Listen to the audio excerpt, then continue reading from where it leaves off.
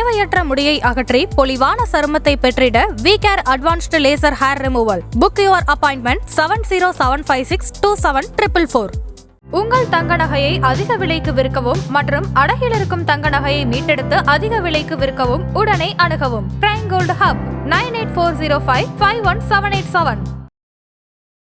மெயினாக hair fall ஆகுது அப்படின்னாவே இதுக்கு சில ரீசன்ஸ் இருக்குது. மெயினாக ஹீமோக்ளோபின், அயன், கால்சியம் இதோட டெஃபிஷியன்சி தான் மெயின்.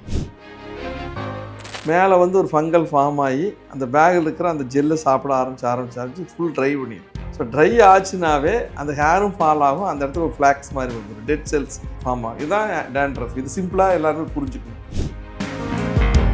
சின்ன வெங்காயம் நல்லா கட் பண்ணி அப்படியே நல்லா ஸ்க்ரப் பண்ணி குளிச்சிங்கன்னா போயிடும். ஸோ இதெல்லாம் பேசிக்காக சிலருக்குலாம் போகும். ஆனால் டெப்த்தாக இருந்ததுன்னா நீங்கள் மருந்து எடுத்தாங்க.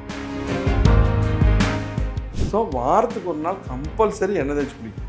எண்ணெய் தேய்ச்சி குளிக்கிறது ரொம்ப முக்கியமான விஷயம். அது நார்மலாக ஒரு நல்லெண்ணெய் எடுத்து ஒரு பாத்திரத்தில் வச்சுட்டு கொஞ்சம் சூடு பண்ணி, ரொம்ப கொதிக்கக்கூடாது, கொஞ்சம் சீரகம் கொஞ்சம் மிளகு போட்டு அப்படியே சிறுன்னு ஒரு ஆஃப் பண்ணிடணும். அதை ஃபில்டர் பண்ணி குளிக்கலாம். இன்டர்னலாக நம்ம நிறையா எப்போ பாரு காலையில் இட்லி தோசை, மத்தியானம் சாப்பாடு, நைட்டு தோசை இது ஆகாமல் ஏதாவது ஒரு நேரம் ஒரு நல்ல ரிச்சான பர்டிகுலராக மார்னிங்கில் நெய் நிறையா எடுத்துக்கலாம். பியூர் கீயை காலையில் ஒரு 20 ml வரைக்கும் டெய்லி எடுத்துக்கலாம். இப்போ டயபெட்டிக் இல்லாதவங்க நெய்யிலேயே அப்படியே கரும்பு சக்கரை கொஞ்சம் போட்டு அப்படியே சாப்பிட்டா ரொம்ப டேஸ்ட்டாக இருக்கும். நம்ம சுடுதண்ணி சாப்பிட்டுக்கோங்க. இல்லை டயபெட்டிக் இருக்குன்னா அப்படியே கொஞ்சம் மெல்ட் பண்ணி குடிச்சிட்டு சுடுதண்ணி சாப்பிட்டுக்கோங்க. நீங்கள் பார்த்தீங்கன்னா ஒரு வெந்தயம் ஒருத்தருக்கு பார்த்தீங்கன்னா வெந்தயம் சூப்பராக ஒர்க் பண்ணும். ஆனால் ஒருத்தருக்கு வெந்தயம் போட்டால் முடி கொத்த கொட்டும். அப்போ என்ன ஹேர் மாஸ்க் எல்லாருக்கும் செட் ஆகும்? ஜென்ரலாக பார்த்தீங்கன்னா நீங்கள் நார்மலாக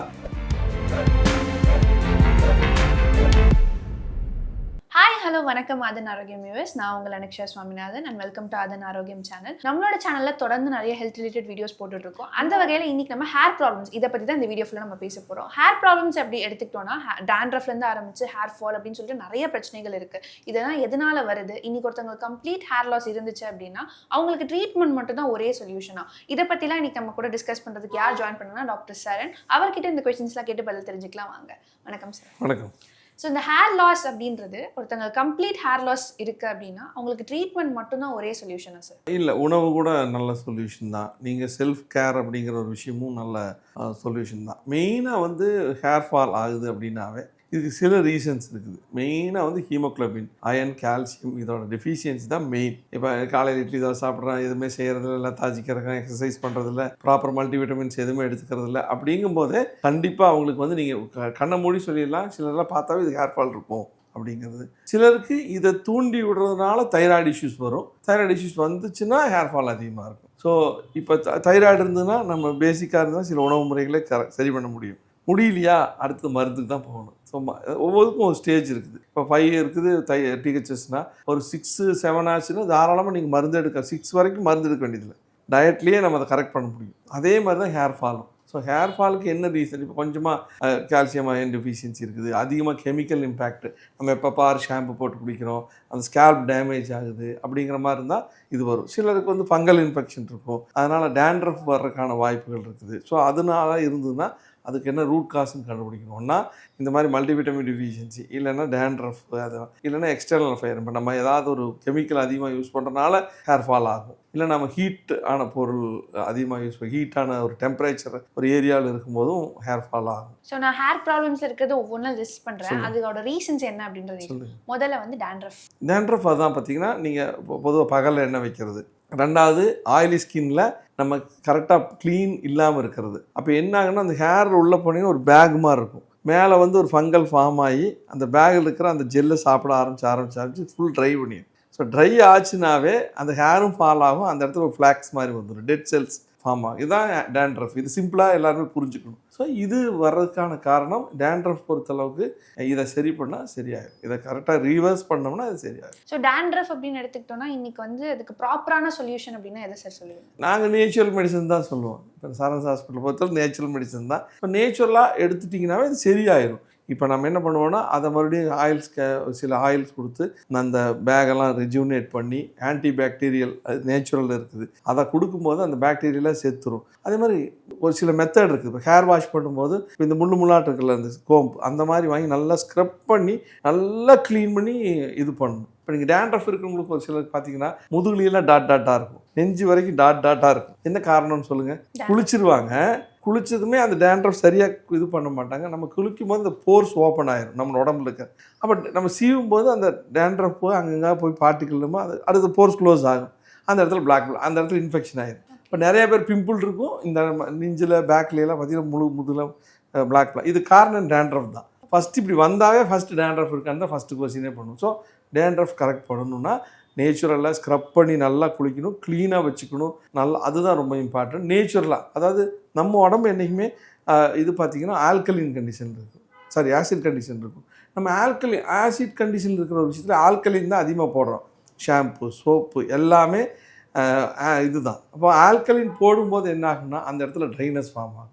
இது அந்த டேண்ட்ரஃபை அதிகப்படும். ஸோ அந்த ஸ்கேல்ப் எப்படி, அந்த ஸ்கின் டோன் எப்படி, அவங்களோட ஸ்கின் நேச்சர் எப்படின்னு தெரிஞ்சுட்டு அதுக்கு ட்ரீட் பண்ணோம்னா சரியாயிடும். நார்மலாக நல்லா க்ளீனாக நல்லா குளிக்கும்போது நல்லா ஸ்க்ரப் பண்ணி குளித்து ஹேரை நல்லா கோம் பண்ணாவே வராது. இந்த வாரத்துக்கு ஒரு நாள் நைட்டு எண்ணெய் வைக்கிறது, காலையில் எழுந்திரிச்சு குளிச்சுறது, எண்ணெயோட வெளியே போகும்போது டஸ்ட்டு ஃபார்ம் ஆகி அதுவும் பங்கலாக மாறதுக்கு வாய்ப்பு. ஸோ இந்த ஆன்டி டேண்ட்ரஃப் ஷாம்பூஸ்லாம் ஒர்க் ஆகுமா ஆகாதா சார்? இது எல்லாமே மித்து தாங்க. இப்போ இத்தனை நாளில் ஃபேஸ் க்ளோ ஆகுனா அதுக்கு மேலே க்ளோ ஆகாதில்ல ஒரு லிமிட்டுக்கு. எல்லாமே அப்படி தான். நேச்சுரல் ஷாம்புன்னு வரதுலேயே கெமிக்கல் இல்லாமல் நேச்சுரல் ஷாம்பு பண்ணவே முடியாது. அப்புறம் எப்படி ஆல்ரெடி கெமிக்கலாக இருக்கிற ஷாம்பு பண்ண முடியும்? சும்மா அது போடும்போது ஒரு வகையான ஒரு ஒரு பிளாசிபோ எஃபெக்ட் கொடுக்கும். ரைட், போட்டோம் இப்போ நல்லா இருக்குதுங்கிற மாதிரி. ஆனால் விட்டா மறுபடியும் வருது. அப்படி இருக்கும்போது எல்லோரும் வாங்கி அதை யூஸ் பண்ண ஆரம்பிச்சிடுவாங்களே. அப்படி கிடையவே கிடையாது. ப்ராப்பர் ட்ரீட்மெண்ட் எடுக்காதவங்க டேண்ட்ரஃபோட தான் இருப்பாங்க. அப்போதைக்கு அது க்ளீனாக மறுபடியும் வரும். ஸோ அடுத்த பிரச்சனை அலோபேஷியா. அலோபேஷியா ஒரு வகையான ஒரு பாக்டீரியல் இன்ஃபெக்ஷன். அந்த பர்டிகுலர் இடத்துல போய் ஸ்பாட்டாக முடிய கொட்டு வச்சிடும். இது நம்ம ஆன்டி பாக்டீரியல் இதில் நான் சொன்ன மாதிரியே தான், டேண்ட்ரஃப் சொன்ன மாதிரி கொஞ்சம் சிவியராக கான்ஸ்டியூஷன் ரெமெடி உடலில் இன்டேக் கொஞ்சம் கொடுத்தா மட்டும்தான் சரியாகும். நிறைய இடத்துல சில இடத்துல பார்த்தீங்கன்னா பூவரசங்காய் பூ கூட நல்லா கட் பண்ணி அந்த எல்லோ மாதிரி வரும், நல்லா ரப் பண்ணி தைச்சிங்கன்னா நிறைய அந்த அலோபேஷியா போகிறத நம்ம பார்க்கலாம். சின்ன வெங்காயம் நல்லா கட் பண்ணி அப்படியே நல்லா ஸ்க்ரப் பண்ணி குளிச்சிங்கன்னா போயிடும். ஸோ இதெல்லாம் பேசிக்காக சிலருக்குலாம் போகும். ஆனால் டெப்த்தாக இருந்ததுன்னா நீங்கள் மருந்து எடுத்தாகணும். இப்போ சம்டைம்ஸ் ரொம்ப டெப்த்தாக பேக்டீரியல் எஃபெக்ட் ரொம்ப ஜாஸ்தியாக இருந்ததுன்னா இதாகும். ஆனால் இந்த மாதிரி பண்ணும்போதே நீங்கள் ஹோம் ரெமெடிஸே சரி பண்ணிடும். அடுத்த பிரச்சனை இந்த ஸ்ப்ளிட் எண்ட்ஸ் ஒரு ஹேர் பிரேக் ஆகுது. அது ட்ரைனஸ். பொதுவாக ஸ்கேல்பில் ஆயில் சரியாக இல்லாதனாலையும் நம்ம இன்டேக் சரியான ஃபேட் HDL அப்படின்னு சொல்லுவாங்க, ஹை டென்சிட்டி லிப்போப்ரோட்டீன், இது இருக்கிறது இல்லை நிறைய பேருக்கு. தண்ணி குடிக்கிறது இல்லை. இதெல்லாம் தண்ணி குடித்தா ட்ரைனஸ், இந்த ஸ்கேல்ப் இந்த ஸ்கின்னோட க்ளோனஸ் அதிகமாகும். ப்ராப்பராக வேணுங்கிற கொலஸ்ட்ரால் இருக்கிறது இல்லை. ஸோ அப்போ ஆட்டோமேட்டிக் omega-3 போன்ற விஷயங்கள் நல்லா இருந்ததுன்னா கண்டிப்பாக ஸ்கேல்ப்பு க்ளோ, அந்த ஸ்கின்னே க்ளோவாக இருக்கும். அது மாதிரி வச்சுக்கணுன்னா இன்டேக் நல்லா இருக்கணும். இப்போ நிறையா நீங்கள் சீனியர் ஆக்டர்ஸ்லாம் ஹேர் க்ளோ இருக்குன்னா என்னதான் கெராட்டின் அதுன்னு ட்ரீட்மெண்ட் பண்ணால் கூட இன்டேக் சூப்பராக இருக்கும். ஸோ அந்த இன்டேக் இருந்தால் தான் அந்த ஸ்ப்ளிட் எண்ட்ஸ்லாம் வராது. ஸோ ஸ்ப்ளிட் எண்ட்ஸ் வந்தோன்னா ஃபஸ்ட்டு அதை கட் பண்ணி வச்சுட்டு ஒரு ப்ராப்பர் டயட் கரெக்டாக எடுத்துட்டிங்கனாவே ஆல்மோஸ்ட் அது சரியாயிடும். ஸோ இன்றைக்கி நிறைய மார்க்கெட்டில் உள்ள ப்ராடக்ட்ஸ் என்ன சஜஸ்ட் பண்ணுது அப்படின்னா பேபி ஹேர்ஸ் க்ரோத் கொடுக்குது அப்படின்றத சொல்கிறாங்க. ஸோ அந்த பேபி ஹேர்ஸ் வரத்துக்கு நேச்சுரல் வேஸில் என்ன சார் பண்ணலாம்? இது ஒன்றுமே இல்லை, டெய்லி நல்லா க்ளீனாக வச்சுக்கணும். அதுதான் ரொம்ப நல்லா ப்ராப்பராக ஆயில் நம்ம வீட்டில் கூட தயாரிக்கலாம். நேச்சுரலாக ப்ரிசர்வேட்டிவ் இல்லாத ஆயில் யூஸ் பண்ணலாம், செக்கில் ஆட்டின எண்ணெய் யூஸ் பண்ணலாம், நல்லெண்ணெய் யூஸ் பண்ணலாம்.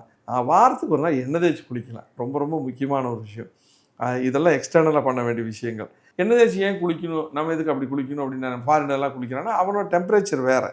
ஒரு மெஷினே ட்ரீட்மெண்ட் பண்ணும்போது ஒரு மெஷினை எப்படி ட்ரீட் பண்ணால் ரொம்ப ஹீட்டாக வருது அப்படின்னு நான் கேட்கும்போது அவங்க சொல்கிறாங்க, சார் இது அந்த டெம்பரேச்சருக்கு தயாரிச்சது, அவங்களுக்கு ஹீட் வேணும், நம்மளுக்கு அப்படி இல்லை, அதுக்காக கூல் ஒரு மாடியூல் வச்சுருக்கேன். ஸோ இது எல்லாமே அப்படி வித்தியாசப்படும். அவங்களுக்கு நமக்கு கம்பேர் பண்ணக்கூடாது. நம்ம இது நீங்கள் ஒரு 4 நாள் அங்கேயும் சுற்றிட்டு போக பாடி ஹீட் ஆகிறத நம்மளே பார்க்கலாம்.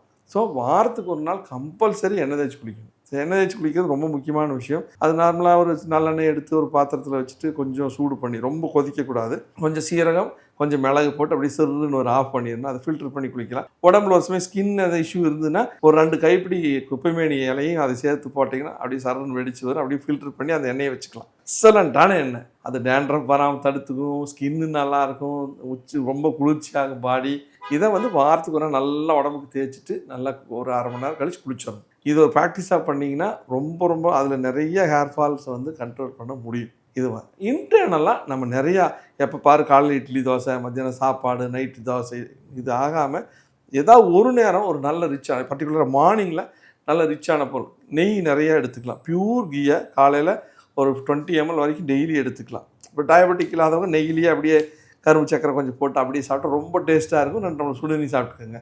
இல்லை டயபெட்டிக் இருக்குன்னா அப்படியே கொஞ்சம் மெல்ட் பண்ணி குடிச்சிட்டு சுடுதண்ணி சாப்பிட்டுக்குங்க. ஏன்னா சுகர் போட முடியாது அதுக்காக. ஸோ அது மாதிரி சாப்பிடுங்க. ட்ரை நட்ஸு டயபெட்டிக் இருக்கிறவங்க இந்த டேட்ஸு, ஃபிக்கு, இந்த இதெல்லாம் இருக்குல்ல, அதெல்லாம் தவிர்த்துக்குங்க. திராட்சை எல்லாம் தவிர்த்துட்டு மற்ற நட்ஸ் எல்லாம் போட்டுக்கலாம். டயபெட்டிக் இல்லாதவங்க எல்லா நட்ஸ்லையும் கொஞ்சம் எடுத்து போட்டு ஒரு நல்ல ஸ்மூத்தி மாதிரி பண்ணி குடிச்சிட்டிங்கன்னா அதுவே உங்களுக்கு மல்டிவிட்டமின் எல்லா விஷயத்தையும் பண்ணி இதை தொடர்ந்து எடுக்க ரொம்ப எஃபெக்டிவாக இருக்கும். அப்புறம் லெக் க்ரோத் நான்வெஜ் சாப்பிட்றவங்கன்னா அது நல்லா ரெகுலராக சாப்பிட்லாம். ஏபிசி ஜூஸ் நம்ம நிறையா விஷயத்தில் சொல்லி கொடுத்துருக்குறேன், அது சாப்பிட்லாம். அந்த மாதிரி நிறையா விஷயங்களை ஹெல்த்தியான டயட்டை மார்னிங் எடுத்துக்கோங்க. மார்னிங் முடிஞ்சளவு கார்போஹைட்ரேட்டை கட் பண்ணுங்கள். ஃபேட் ஐட்டம்ஸ் நிறைய எடுத்துக்கோங்க. அது ரொம்ப ஹெல்த்தியாக இருக்கும். ஹேர் க்ரோவே வேறு மாதிரி இருக்கும். ஸோ நிறைய பேர் இப்போ இந்த ஹேர் மாஸ்க் அப்படின்றது வந்து பயன்படுத்துகிறாங்க. இந்த ஹேர் மாஸ்க் அதுவும் எஸ்பெஷலி நேச்சுரல் ஹேர் மாஸ்க்னா இப்போது ஃப்ளாக்ஸ் சீட் யூஸ் பண்ணுறாங்க, ஹைபிஸ்கஸ் யூஸ் பண்ணுறாங்க. ஒரு டாக்டர் அப்ரூவ்ட் ஹேர் மாஸ்க் அப்படின்னா நீங்கள் அப்படி சொல்லவே முடியாது. நீங்கள் பார்த்தீங்கன்னா ஒரு வெந்தயம் ஒருத்தருக்கு பார்த்தீங்கன்னா வெந்தயம் சூப்பராக ஒர்க் பண்ணும். ஆனால் ஒருத்தருக்கு வெந்தயம் போட்டால் முடி கொத்த கொட்டும். அப்போ என்ன ஹேர் மாஸ்க் எல்லாருக்கும் செட் ஆகும்? ஜென்ரலாக பார்த்தீங்கன்னா நீங்கள் நார்மலாக நீங்கள் ஹேருக்குன்னு என்ன கரிசாலை, அவுரி இதெல்லாம் நம்ம கொஞ்சம் ப்ரொபோர்ஷனாக நம்ம ஒன்று சொல்லலாம். இதையெல்லாம் வாங்கி அரைச்சி பேக் மாதிரி வச்சுக்கலாம். கொஞ்சம் வேப்பிலை எல்லாத்துக்கும் ஒரு சின்ன ப்ரொபோர்ஷன். ஏன்னா வேப்பிலை அதிகமாக போட்டுறக்கூடாது. துளசி இந்த மாதிரி விஷயங்களை ஒரு 10 விஷயத்தை எடுத்து அதை பவுடர் பண்ணி வச்சுக்கலாம். அந்த மாதிரி வச்சுட்டிங்கன்னா உங்களுக்கு அது வந்து பிரச்சனையே இருக்காது. அழகாக அதை எடுத்து கொஞ்சம் லெமன் ஆட் பண்ணி கொஞ்சம் முட்டையோட வெள்ளைக்கரு போட்டு ஹேர் ஸ்கேல்பில் போட்டு ஒரு 1/2 மணி நேரம் கழிச்சு பேக் பண்ணி போட்டு அது இட்ஸ் நேச்சுரல் கண்டிஷனர் ப்ளஸ் நேச்சுரலாக நல்லா என்ஹான்ஸ் பண்ணும். ஸோ இது நேச்சுரல். அதுவே நீங்கள் ஆயில் காய்ச்சலுக்கு நிறைய பேருக்கு இப்போ இதெல்லாம் தெரியும். இதெல்லாம் நிறையா ஓப்பன்றது. ஆனால் என்னென்னா சிலருக்கு சீயக்காய் ஊற்று வராது. சீயக்காய் போட்டால் சிலருக்கு முடி கொட்டும், சிலருக்கு வெந்தயம் போட்டால் கொட்டும். இதெல்லாம் நார்மல். இப்போ இந்த மாதிரி விஷயங்களை கொஞ்சம் அவாய்ட் பண்ணிக்கணும். கொட்டுலையே வரவங்க அதையே கண்டினியூ பண்ணலாம். சீயக்காய்னாலும் நீங்கள் ஆர்டிஃபிஷியலாக யூஸ் பண்ணக்கூடாது. நேச்சுரல் சீயக்காய் பொடியை வாங்கி தான் யூஸ் பண்ணணும். இப்போ அரப்புன்னு சொல்லிடுவாங்க, அதுவும் நம்ம யூஸ் பண்ணலாம். நிறைய சில கிராமத்து ஏரியாலெலாம் கிடைக்கும். அது ரொம்ப நல்லது. எல்லாருக்கும் ஒத்து வரும். இவங்களுக்கு ஒத்து வராதுங்கிறதே கிடையாது. அதை எல்லாருமே வாங்கி யூஸ் பண்ணலாம். கொஞ்சம் டைம் ஆகும், ஆனால் ரொம்ப சேஃபான விஷயம். ஸோ நீங்கள் ஒரு டாப் 3 பெஸ்ட் ஹேர் ஆயில்னா நீங்கள் என்னென்ன ஹேர் ஆயில் சொல்லுங்கள்? ஹேர் ஆயில் சொல்லவே முடியாது. நீங்களே தயாரிச்சுக்கோங்க. நீங்கள் தயாரிச்சுக்கிறது தான் பெட்ரு. ஸோ நீங்கள் பேசிக்காக அதை சொல்லலாம். கரிசாலை, சுருள்பட்டை, அதே மாதிரி துளசி, கொஞ்சம் வேம்பு, இதை நான் வேணால் ஒரு ப்ரொபோஷன் எழுதி தரேன். அதை நீங்கள் அப்படி தயாரித்து அதை நீங்கள் யூஸ் பண்ணிட்டீங்கன்னா கண்டிப்பாக அதை நீங்கள் கொஞ்சம் நேரம் போட்டு ஒன்று பொடியாகவே கிடைக்குது. எல்லாத்தையும் பொடியாக எண்ணெயை வாங்கி ஊற்றிட்டு பொடியை உள்ளே போட்டு கொஞ்சம் நேரம் நல்லா கொதிக்க வச்சுட்டு அப்புறம் நல்லா அந்த இதாகி அந்த தண்ணி மாதிரி எல்லாம் விட்டுரும். நல்லா கொதித்து ஒரு மனம் வரும். அந்த டைமில் ஆஃப் பண்ணிடணும். அதுதான் பெஸ்ட்டு. தேங்காய் கூட போடலாம். தேங்காய் பால் அதில் ஊற்றி நம்ம யூஸ் பண்ணலாம். ரொம்ப எக்ஸலண்ட்டாக இருக்கும். இல்லை பியூர் செக்கில் தேங்காய் எண்ணெய்னா தேங்காய் எண்ணெயே வேலை செய்யும் அந்தளவுக்கு. ஸோ இன்றைக்கி ஒருத்தவங்களுக்கு ஹேர் ப்ராப்ளம்ஸ் இருக்குது அப்படின்னா இந்த 3 விஷயத்தை கம்பல்சரி அவங்க சேஞ்ச் பண்ணணும் அவங்க லைஃப்லனா நீங்கள் எதாவது சொல்லுவீங்க? நான் மெயினாக ஃபுட்டில் கரெக்டான ஃபுட் எடுத்துக்கணும். அதே மாதிரி ஹேர் மெயின்டெனன்ஸ் ரொம்ப முக்கியமான ஒரு விஷயம். ஹேர் மெயின்டெனன்ஸ் என்ன பேக் போடுறோம் அது சொன்னும் இல்லை. வெறும் முட்டை வெள்ளைக்கரு, லெமனு, கர்டு, இது டீ தூள், டீ டிகாக்ஷன் இதெல்லாம் போட்டு பேக் பண்ணுவாங்கல்ல. மெஹந்தி போடலாம், ரொம்ப அருமையான விஷயம். இதெல்லாம் போட்டு மிக்ஸ் பண்ணி ஒரு தலைக்கு ஒரு பேக் போட்டிங்கன்னா ஒரு 1/2 மணி நேரம் கழித்து கழுவிட்டிங்கன்னா இட்ஸ் 2வது விஷயம் மெயின்டெனன்ஸு.